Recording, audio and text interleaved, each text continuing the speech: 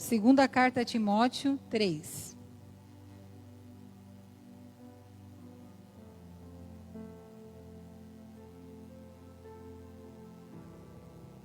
Diga assim comigo: quem é de Deus, ouve a palavra de Deus.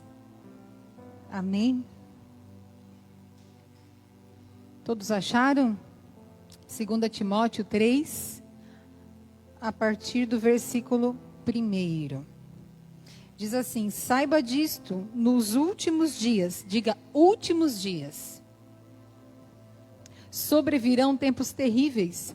Os homens serão egoístas, avarentos, presunçosos, arrogantes, blasfemos, desobedientes aos pais, ingratos, ímpios, sem amor pela família, irreconciliáveis, caluniadores, sem domínio próprio, cruéis, inimigos do bem, traidores, precipitados, soberbos, mais amantes dos prazeres do que amigos de Deus, tendo aparência de piedade, mas negando o seu poder.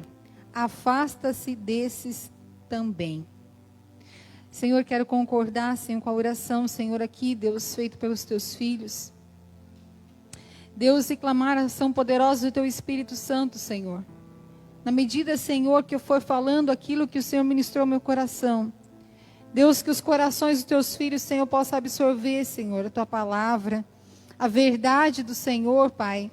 Deus, e na mesma intensidade, Senhor, sejam capacitados por Ti, Senhor, para uma prática, Senhor. Para que coloquem em prática, Senhor, aquilo que ouvirem, Senhor. Segundo o que Tiago falou, assim aconteça na vida dos teus filhos, Senhor. Que eles não sejam somente ouvintes, mas praticantes. Nós oramos em Cristo Jesus. Amém. Amém, irmãos? Eu acredito que esse texto, ele nunca foi tão atual como nos dias que nós estamos vivendo.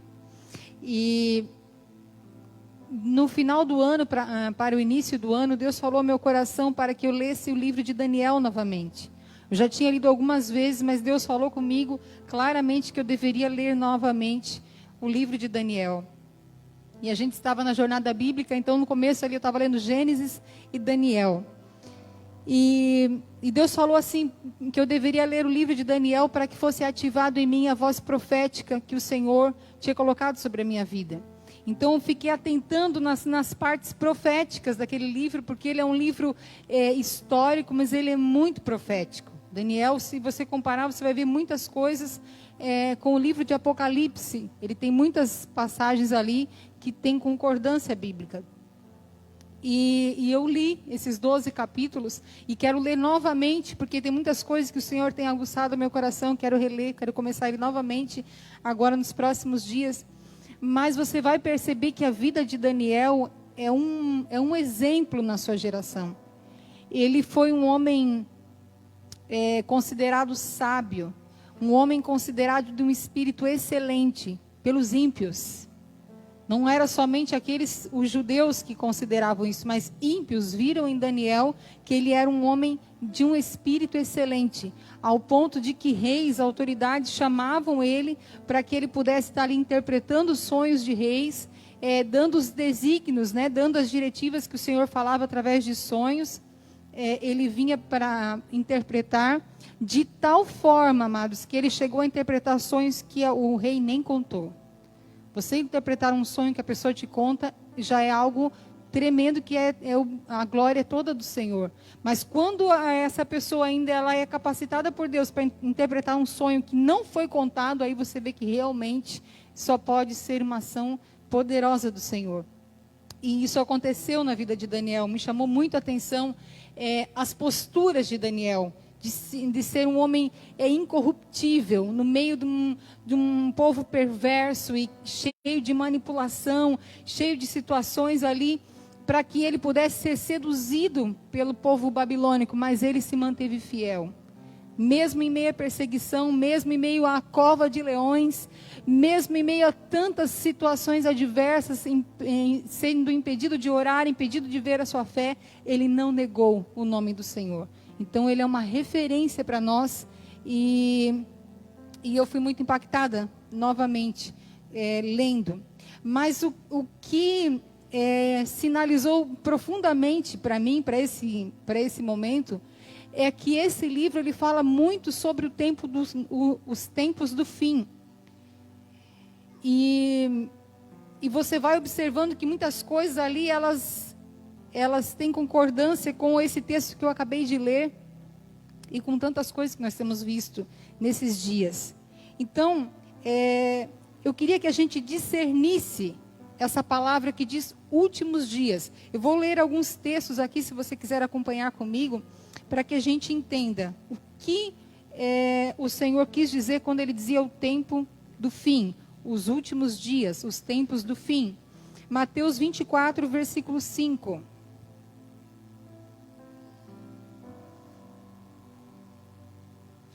Mateus 24, versículo 5.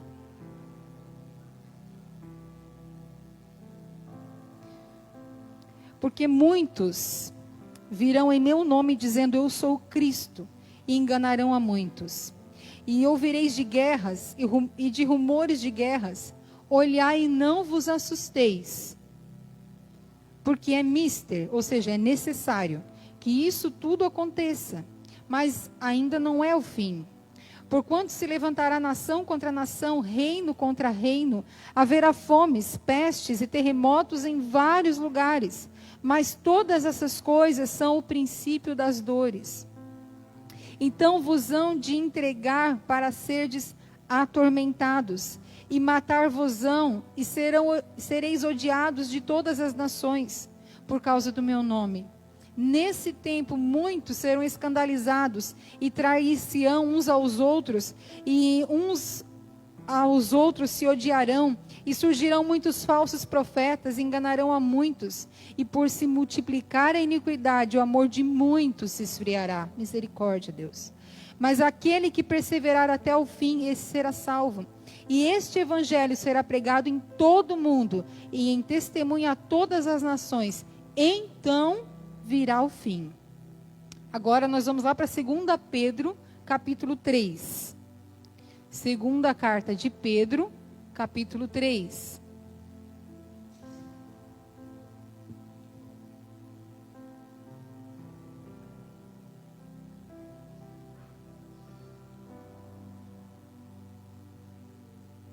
Segunda Pedro 3, o versículo também 3. Nós vamos ler o 3 e o 4. Antes de tudo, saibam que, nos últimos dias, surgirão escarnecedores, zombando e seguindo suas próprias paixões. Eles dirão, o que houve com a promessa da sua vinda?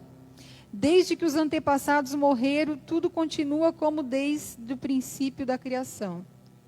Zombando, né?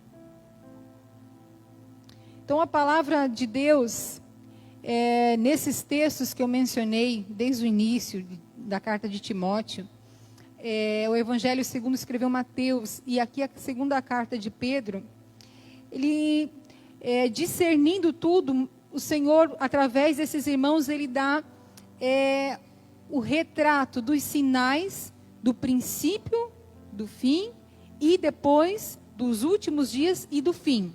Então, eu queria mencionar aqui, eu fiz um apanhado de todas as coisas, para que a gente possa se situar em que tempo a gente está. Se a gente está no princípio das dores, se a gente está no meio, ou se a gente está no fim.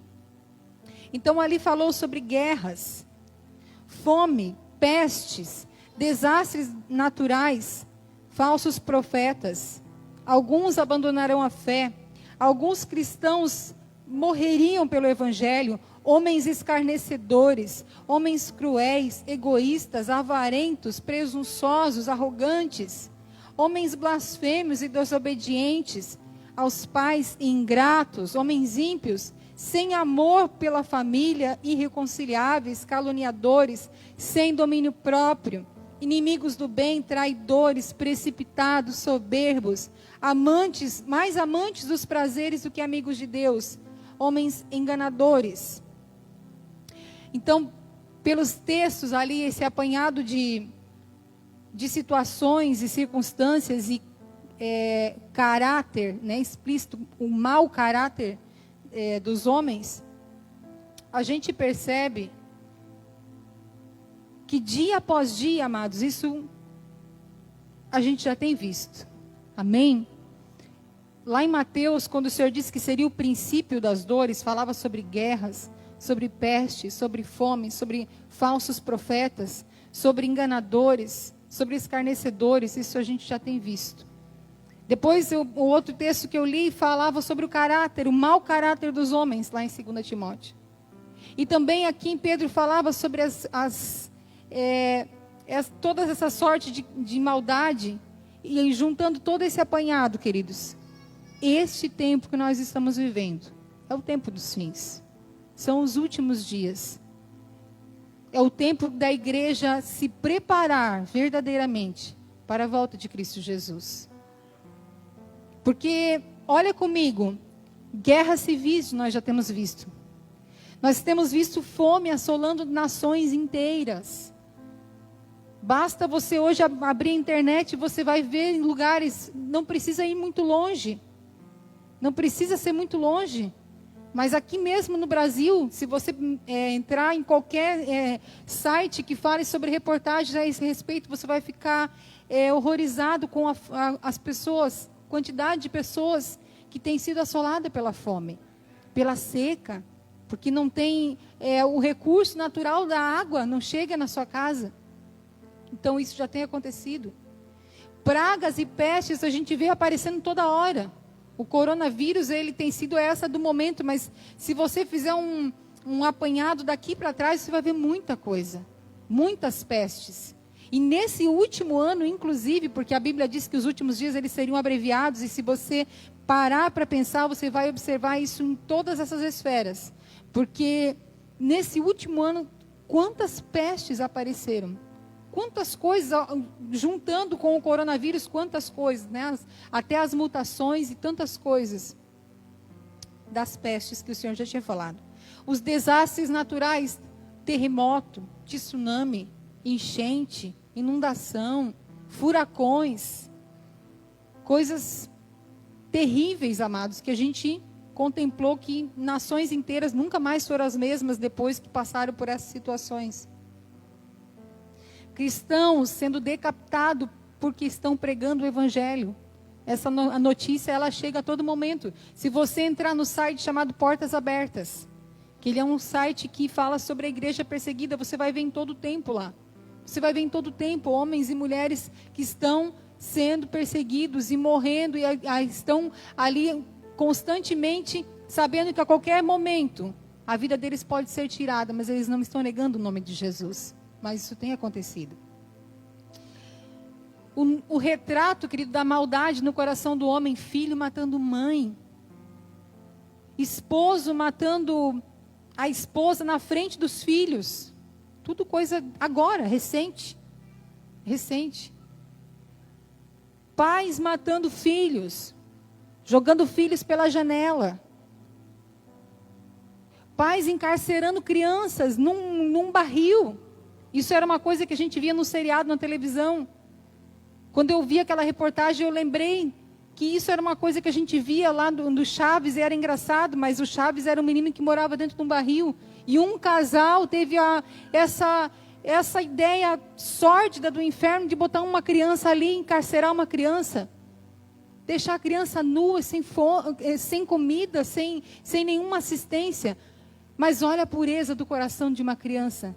Essa mesma criança, nós estávamos conversando aqui essa semana, a Cris falou sobre isso, que essa mesma criança, quando tudo isso veio à tona, ele disse: não leva o meu pai, não prenda o meu pai, porque eu amo meu pai. Irmãos, que mundo é esse? Se isso não é os últimos dias, então que dias serão esses?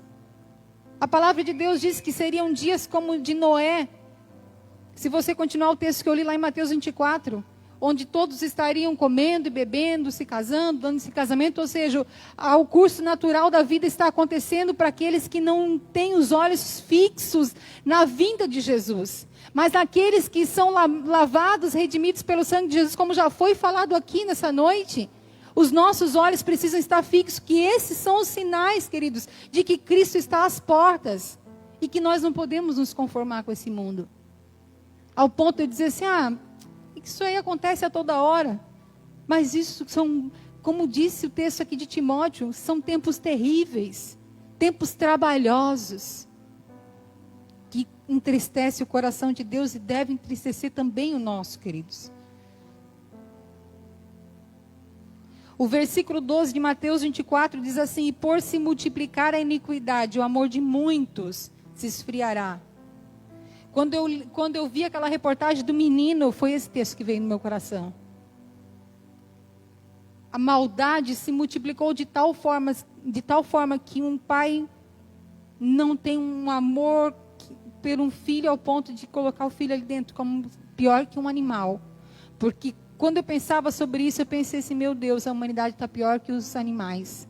Porque o animal, ele tem esse instinto protetor. Ele tem um instinto de alimentar a sua cria.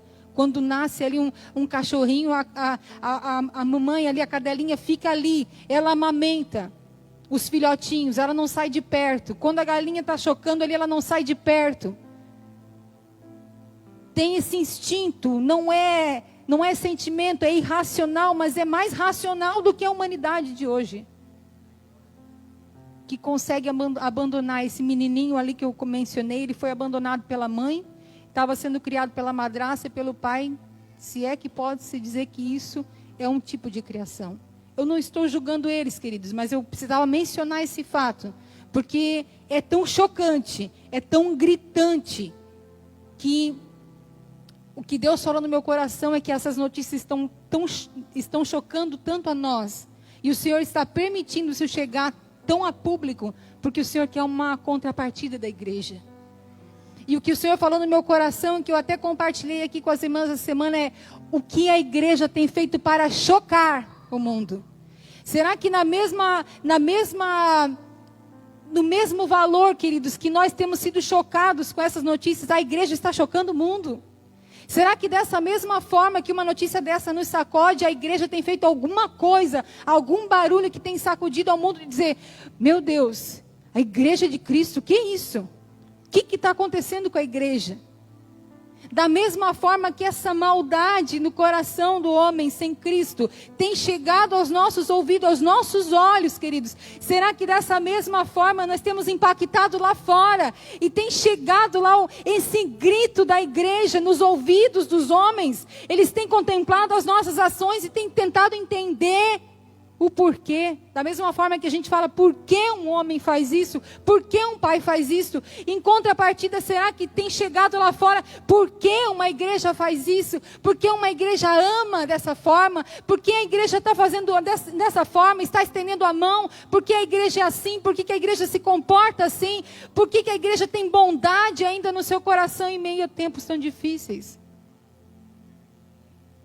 Essa é a resposta que o Senhor está esperando de nós, queridos. Foi um eco dentro de mim, quando eu me entristeci com isso, o Senhor falou assim, eu estou esperando uma posição de vocês, de chocar. Essa foi a palavra que Deus falou. Choquem essa terra com ações sobrenaturais.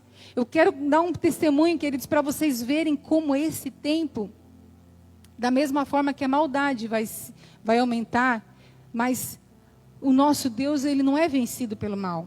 Então, se isso está acontecendo do lado ruim, em contrapartida, esse é um tempo que a sua oração vai ser ouvida como nunca antes. O seu clamor, o clamor da igreja, nós vamos começar a contemplar coisas que nós vamos ficar assustados e vai começar a impactar o mundo da mesma forma. Ontem à tarde eu estava estendendo roupa lá em casa e eu procuro aproveitar todas as oportunidades que eu tenho para falar com Deus. Eu tenho o meu a sós com Deus, mas durante o dia inteiro, se eu estou lavando uma roupa, eu estou ali, eu estou intercedendo, estou conversando com Deus, estou questionando, perguntando, estou ali me movendo e eu sei que Deus está ali dentro de mim e Ele está falando. E eu estava estendendo roupa e eu estava fazendo uma oração a Deus, referente a coisas espirituais, referente à igreja. E eu ali no meu íntimo com o Senhor, eu fiz uma oração bem simples, amados. Simples. E eu entrei em casa. Quando eu sentei no sofá, veio uma mensagem no celular. E a mensagem no celular, depois o meu esposo que estava compartilhando, era exatamente aquilo que eu tinha orado. Era exatamente, era uma resposta àquilo que eu tinha orado ali. Não estava pedindo nada para mim, era uma coisa referente à igreja. Mas aquilo foi uma resposta tão instantânea que eu automaticamente entendi que esse é um tempo que o nosso clamor, queridos, a coisas espirituais, ele vai ser muito rápido. Pessoas enfermas que pedem para você, sabe aquelas pessoas que mandam, quando mandam ali no grupo, amados, não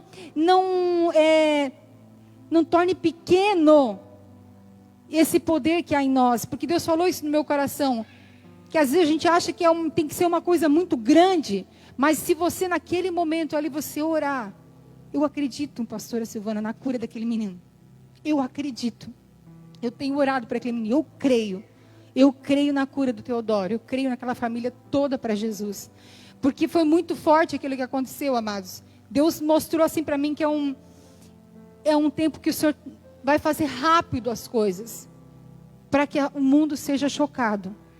Quando alguém falar assim, tal pessoa está doente, já foi levado em tudo quanto é médicos, como a gente viu na Bíblia. Isso não é um conto, isso aconteceu e foi com Jesus, e Ele é o mesmo hoje. E eu acredito, queridos, que quando essas pessoas, elas tiverem tudo quanto é médico, elas vão dizer, vamos na igreja. Eu não estou falando que vai ser aqui na nossa igreja, estou falando da igreja de Jesus. Estou falando no corpo, nos salvos. Eles vão saber para onde correr. Aonde tem uma igreja de Cristo que fala a palavra do evangelho, da verdade, vamos levar essa pessoa lá, ela vai sair lá curada. Eu acredito nesse tempo, queridos. Eu acredito que o coração de Deus está pulsando para que homens como os homens da Bíblia se levantem nesse tempo, com essa ousadia no Espírito. Porque quem faz é Ele, queridos. O Senhor não depende de nós, mas Ele quer contar com o nosso posicionamento, porque isso é fé. Quando eu me levanto em oração e digo, vai acontecer, eu não estou falando que é por mim, mas eu creio naquele que me salvou. E isso vai arrastar, queridos, pessoas que precisam ver para crer. Há muitas pessoas que ainda precisam ver os sinais.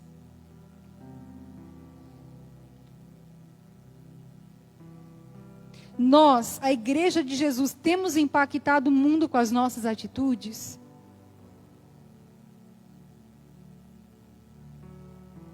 Tudo isso que eu estou falando aqui nessa noite, queridos, não é para causar medo, nem pavor no seu coração.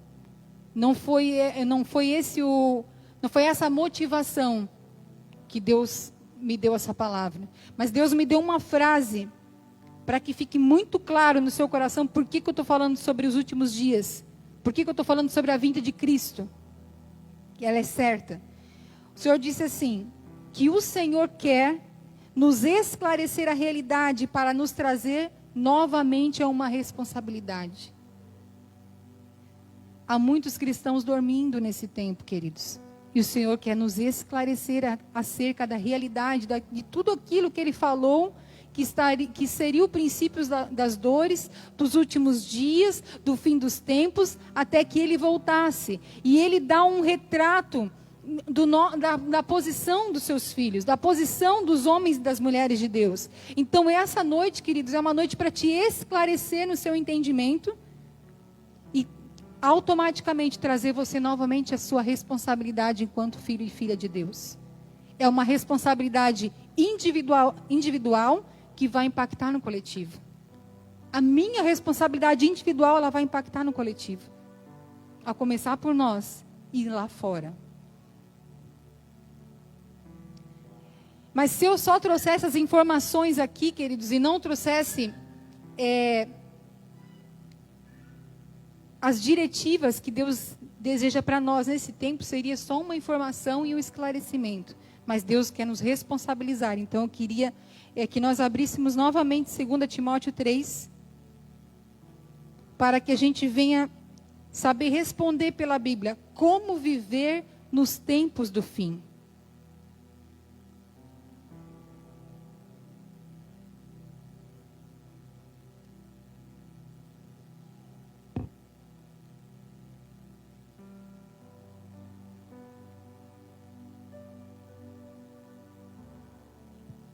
2 Timóteo 3, versículo 1 ao 5.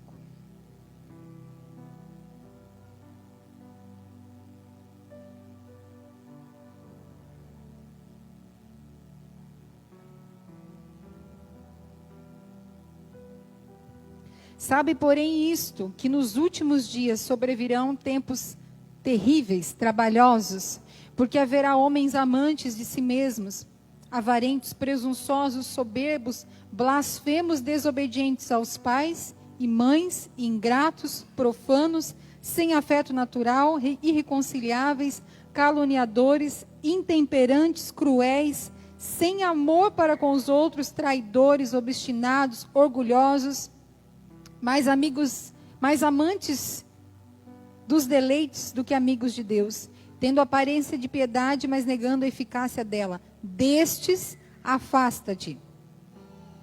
Agora você vai comigo lá para o versículo 10. Porque esse aqui é o retrato da realidade. Deus está nos esclarecendo a realidade. É o que nós temos vivido. Agora nós vamos lá para o versículo 10. Tu, porém, diga, tu, porém, tens seguido a minha doutrina, modo de viver, intenção, fé, longanimidade, amor, paciência, perseguições e aflições tais quais me aconteceram em Antioquia, em Icônio e em Listra. Quantas perseguições eu sofri! E o Senhor de todas me livrou. E também os que piamente querem viver em Cristo Jesus padecerão perseguições. Versículo 13. Mas os homens maus e enganadores irão de mal para pior, enganando e sendo enganados. 14. Tu, porém, permanece naquilo que aprendeste, de que foste inteirado, sabendo de que o tens aprendido, e que desde a tua meninice sabe as sagradas escrituras, que podem fazer-te sábio para a salvação, pela fé que há em Cristo Jesus. Toda a escritura é divinamente inspirada e proveitosa para ensinar, para repreender, para corrigir, para instruir em justiça, para que o homem de Deus seja perfeito e perfeitamente instruído para toda boa obra. Essa carta aqui, queridos, importante quando você for ler um livro da Bíblia, uma carta, uma epístola, que você faça algumas perguntas para você ter uma compreensão melhor do texto. Porque dessa forma você consegue ter um apanhado geral daquilo que Deus deseja falar, tanto pessoal, quando é um devocional, mas também para todo o ensino. Então esse texto aqui é uma carta. Quem escreveu essa carta aqui foi Paulo. Para quem que ele escreveu? Para esse Timóteo, que é o nome da carta, que é o seu filho na fé. E por que ele escreveu essa carta? Porque Paulo tinha a responsabilidade, ele não se isentava dessa responsabilidade, independente da circunstância. Então ele sabia que ele precisava ensinar a Paulo e discipular. Ele era um filho na fé, mas ele precisava ser acompanhado, ser ensinado, ser treinado. Ele era um jovem pastor, evangelista, e ele precisava ter um retrato de algumas coisas e também qual era a postura dele. Mas o que me chama a atenção é que Paulo ele não se isentou da sua responsabilidade nem no final da sua vida. Aqui Paulo estava prestes a ser morto, estava no caminho do martírio já em Roma, mas ele tinha essa preocupação com Timóteo. Então ele escreveu essa carta. Então é importante a gente entender essa circunstância para a gente entender o papel nosso enquanto filho e filha de Deus. De a gente não se isentar da nossa responsabilidade, às vezes devido à nossa circunstância. Paulo estava morrendo pelo Evangelho, mas ele entendia a responsabilidade dele, enquanto um pai na fé. Então, aqui ele entendeu isso. Primeiro ele deu o retrato, como eu mostrei para vocês, e depois ele começa aqui a mostrar qual seria o procedimento de Timóteo mediante a esse tempo aqui, dos tempos trabalhosos, os tempos do fim. Então, o primeiro ponto está no versículo 14. A forma de proceder. Diz assim: tu, porém. Quando a Bíblia fala desse tu, porém, está dizendo assim: não olhe para os outros agora. Amém? Não olha para ninguém agora, tá, amada? Nem você que está em casa. É tu, porém. É comigo, Deus está falando comigo. Então Deus estava falando ali naquele momento, era para Timóteo. Não olha para ninguém. Quanto a você, permanece naquilo que aprendeste, daquilo que foi inteirado, daquilo que você sempre viu, ou seja, tudo que eu te ensinei permanece nisso, naquilo que você viu em mim, naquilo que eu te ensinei, naquilo que eu testemunhei para você. Então, o primeiro ponto, querido, de como viver no tempo do fim, nesses tempos de fim, é permanecer naquilo que nós aprendemos do Senhor. E saber de quem nós temos aprendido, que é a continuação desse texto. Tudo aquilo que você tem aprendido, querido, aonde você tem aprendido? Qual é a sua base? Qual é a doutrina? Paulo, ele passava aqui para Timóteo uma sã doutrina da palavra bíblica de Deus. É nessa que nós devemos permanecer. Não é naquilo que eu acho, não é naquilo que eu penso, não é naquilo que eu acredito, é no que a Bíblia diz. E aí ele continua falando que ele precisava observar o seu modo de viver, intenção, fé, longanimidade, amor, paciência e as perseguições que ele viu e as aflições que ele viu o apóstolo Paulo enfrentando. Então, tudo que ele contemplou, olha, o meu modo de viver, o amor com que eu tenho, o meu espírito longânimo, as perseguições que eu sofri, as aflições, permanece. Você viu tudo que eu passei. Você está vendo que eu estou te escrevendo aqui da prisão. Em breve vou sofrer um martírio por amor a Cristo, mas eu permaneci. Eu combati um bom combate. Eu completei a carreira e eu guardei a fé. Permanece. A primeira palavra para você nesse tempo do fim, querido, permaneça em Jesus. Permaneça.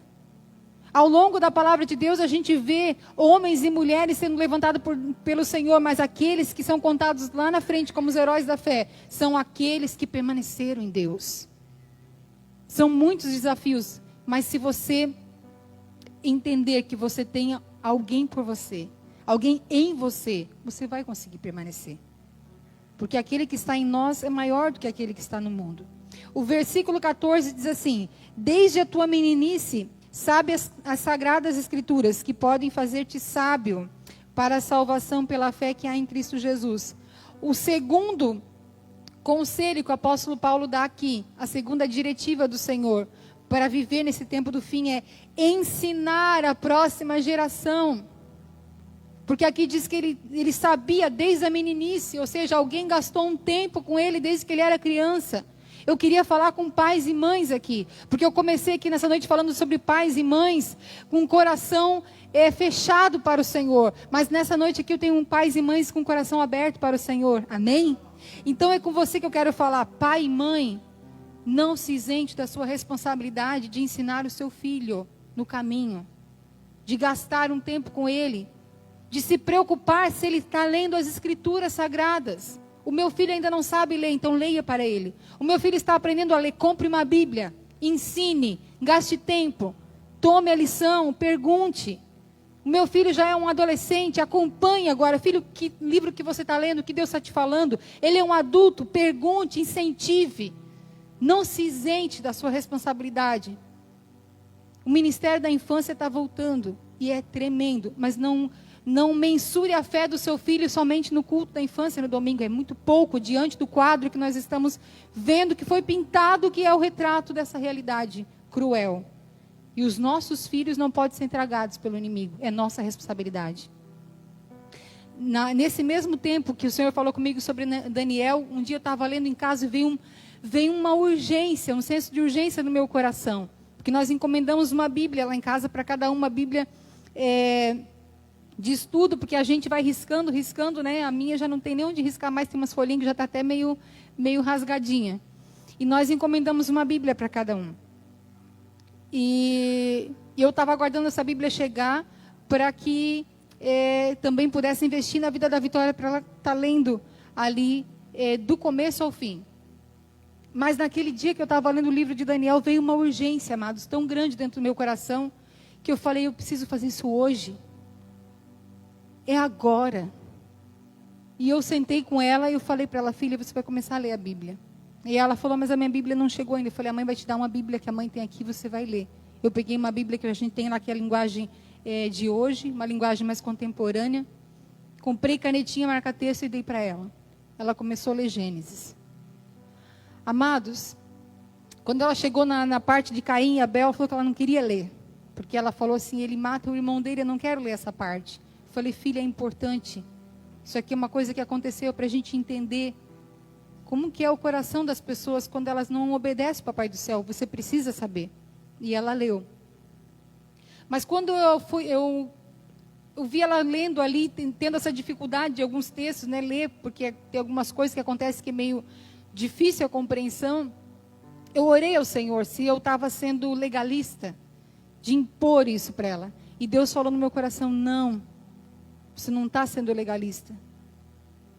Você está dando uma ferramenta para ela, porque os tempos vão ser abreviados.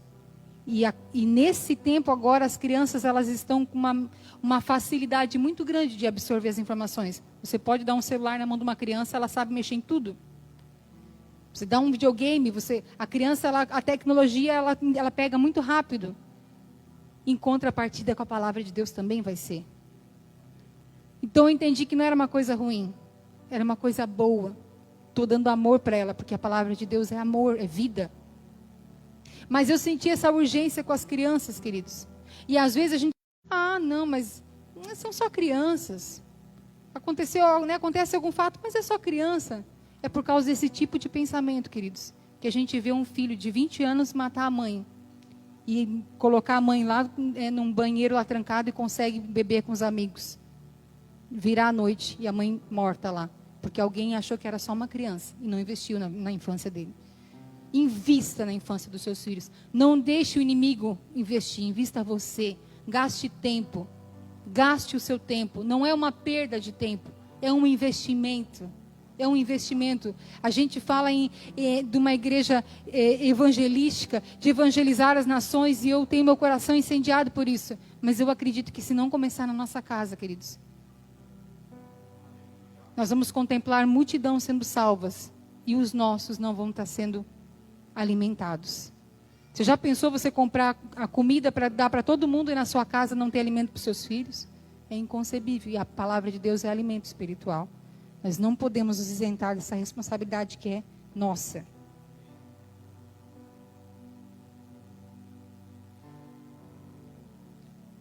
Ponto 3, verso 16 e 17. Vai falar da Escritura. Toda a Escritura é divinamente inspirada e proveitosa para ensinar, repreender, corrigir, instruir em justiça, para que o homem de Deus seja perfeito e perfeitamente instruído em toda boa obra. Usar a ferramenta correta no ensino. Não é qualquer ferramenta, queridos. Não é no meu muito falar, não. Tem uma ferramenta correta para ensinar a próxima geração, é a Escritura. Ela é proveitosa, toda ela, para ensinar, para corrigir, para instruir, para que o homem de Deus seja perfeito. E tudo que ele fizer na sua obra seja perfeitamente executado. Tem uma ferramenta correta. Não transfira essa responsabilidade para outro. Como viver nos tempos do fim? Estou indo para o final da mensagem. Permanecer no que aprendeu. Estou recapitulando aquilo que eu falei aqui para ficar bem gravado aí na sua mente. Permanecer no que aprendeu, ensinar, discipular a próxima geração, mergulhar nas Escrituras, entender o seu poder de correção, ensino, instrução para todo homem. E o quarto ponto, nutrir uma comunhão diária e pessoal com o Pai, o Filho e o Espírito Santo para discernir a voz de Deus e a sua vontade. Eu queria que você se colocasse em pé nesse momento. Enquanto eu vou ler um texto aqui, você não precisa abrir. Feche os seus olhos e escute o que diz Daniel 12. É o último capítulo de Daniel, o versículo 2 e 3. Multidões dos que dormem no pó da terra acordarão. Uns para a vida eterna, outros para a vergonha, para o desprezo eterno. Aqueles que são sábios reluzirão, resplandecerão, brilharão como o fulgor do céu. E aqueles que conduzem, que ensinam muitos a justiça serão como as estrelas, para todo sempre. Muitos serão purificados, embranquecidos e provados, mas o ímpio procederá impiamente, e nenhum dos ímpios entenderá, mas os sábios entenderão. Tu, porém, vai até o fim, porque descansarás e te levantarás na tua herança no fim dos dias. Nós estamos debaixo de uma palavra nesse ano, brilhando como a luz de um farol neste mundo. Esse texto aqui fala sobre isso. Que os sábios, aqueles que permanecerem em Cristo, eles brilharão, eles reluzirão como o fulgor do céu nesse tempo. Vão ser como estrelas que permanecerão brilhando em meio a uma geração de trevas. Deus nos chama, queridos, a impactar as trevas como um farol. Deus nos chama a ser um porém. Esse tu porém aqui que o apóstolo Paulo falou para Timóteo. Nós acabamos de ver aqui o Senhor falando para Daniel, tu porém, não se importa com os outros, é contigo agora. O Senhor falou esse porém para Noé. Havia uma geração perversa, mas porém Noé achou graça ao Senhor. Que o Senhor encontre porém aqui nessa noite. Que o Senhor encontre poréns nessa noite. Tu porém, queridos, que o Senhor olhe nosso coração e Ele ache isso em nós. E Ele possa contar conosco a nossa resposta. Sabe, eu estava olhando Noé, Abraão, José, Moisés, Gideão. Aquilo que acontece no nosso secreto, ele é revelado no público. Jesus disse que na nossa oração, quando a gente fechasse a porta, tudo que acontece em secreto, ele é recompensado publicamente. Ou seja, Deus vê. A Bíblia diz que Gideão estava malhando trigo no lagar. O lagar não era lugar de malhar trigo. Mas o que me chamou a atenção é que o Senhor diz assim, eu te vi malhando trigo. Não precisa ninguém ver, querido, aquilo que você tem colocado diante do Senhor. Mas que Ele veja o suficiente. Não se preocupe com os outros. Tu, porém, permanece. Deus está falando individualmente para atingir um coletivo nessa noite. Queria que você orasse comigo nessa noite. Como viver no tempo do fim.